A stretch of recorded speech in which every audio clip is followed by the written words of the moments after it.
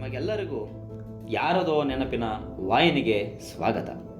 ಇವತ್ತು ಕದಂಬರ ಇತಿಹಾಸದ ಬಗ್ಗೆ ನನ್ನ ಧ್ವನಿಯಲ್ಲಿ ಸಾಧ್ಯವಾದಷ್ಟು ನಿಮಗೆ ಹೇಳಲು ಪ್ರಯತ್ನಿಸುತ್ತೇನೆ. ಕರ್ನಾಟಕವನ್ನು ಆಳಿದ ಮೊದಲ ರಾಜಮನೆತನ ಕದಂಬ. ಅವರು ಸುಮಾರು ಕ್ರಿಸ್ತಶಕ 345ರಿಂದ ಆಗಿನ ವೈಜಯಂತಿಪುರ ಹಾಗೂ ಈಗಿನ ಬನವಾಸಿಯನ್ನು ರಾಜಧಾನಿಯಾಗಿ ಮಾಡಿಕೊಂಡು ಸುಮಾರು ಕ್ರಿಸ್ತಶಕ 525ರವರೆಗೆ ಕರ್ನಾಟಕವನ್ನು ಆಳ್ವಿಕೆ ಮಾಡುತ್ತಾರೆ. ನಿಮಗೆ ನೆನಪಿರಲಿ, ಕರ್ನಾಟಕದ ಬನವಾಸಿಯನ್ನು ರಾಮಾಯಣ ಕಾಲದಲ್ಲಿ ಕುಂತಳ ದೇಶ, ಮಹಾಭಾರತದ ಕಾಲದಲ್ಲಿ ವೈಜಯಂತಿಪುರ ಹಾಗೂ ಟಾಲೆಮಿಯ ಭೂಗೋಳಶಾಸ್ತ್ರದ ಕೃತಿಯಲ್ಲಿ ಬೈಜಾಂಟಿಯನ್ ಎಂದು ಉಲ್ಲೇಖಿಸಲಾಗಿದೆ.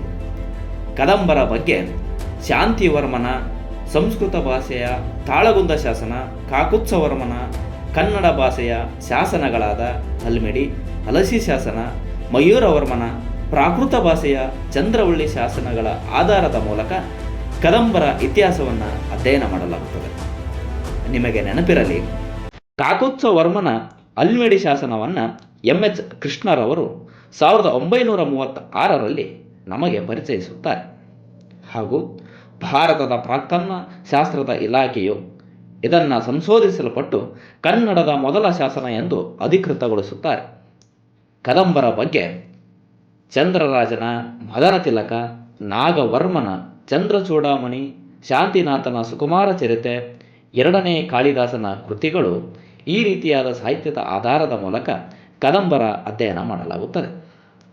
ಕದಂಬರ ಮೂಲದ ಇತಿಹಾಸವನ್ನು ತಿಳಿಸುವ 3 ಸಿದ್ಧಾಂತಗಳಿವೆ.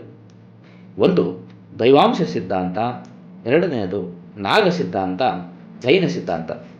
ಹಾಗೂ ಕೆಲವರು ಕದಂಬರ ಬಗ್ಗೆ ಹೀಗೆ ಹೇಳುತ್ತಾರೆ: ಅವರು ನಂದರ ಮೂಲದವರಿರಬೇಕು, ತಮಿಳು ಮೂಲದವರಿರಬೇಕು, ಅಥವಾ ಕನ್ನಡದ ಮೂಲದವರಿರಬೇಕು. ಇಷ್ಟರಲ್ಲಿ ಅನೇಕ ಪ್ರಾಕ್ತನ ಶಾಸ್ತ್ರದ ಅಧ್ಯಾಪಕರು ಕದಂಬರು ಕನ್ನಡದ ಮೂಲದವರೇ ಎಂದು ಹೇಳಿದ್ದಾರೆ. ನೋಡಿದಿರಲ್ಲ, ಕದಂಬರ ರಾಜಮನೆತನದ ಪೀಠಿಕೆಯ ಬಗ್ಗೆ ಮುಂದಿನ ಭಾಗದಲ್ಲಿ ಕನ್ನಡ ಮನೆತನದ ಮೊದಲ ದೊರೆ ಮಯೂರವರ್ಮನ ಕಥೆಯ ಬಗ್ಗೆ ನನ್ನ ಧ್ವನಿಯಲ್ಲಿ ನಿಮಗೆ ತಿಳಿಸಲು ಪ್ರಯತ್ನಿಸುತ್ತೆ. ಅಲ್ಲಿವರೆಗೂ ಕಾಯ್ತಾ ಇರಿ. ನಿಮಗಾಗಿ ಯಾರಾದರೂ ನೆನಪಿನೊಂದಿಗೆ.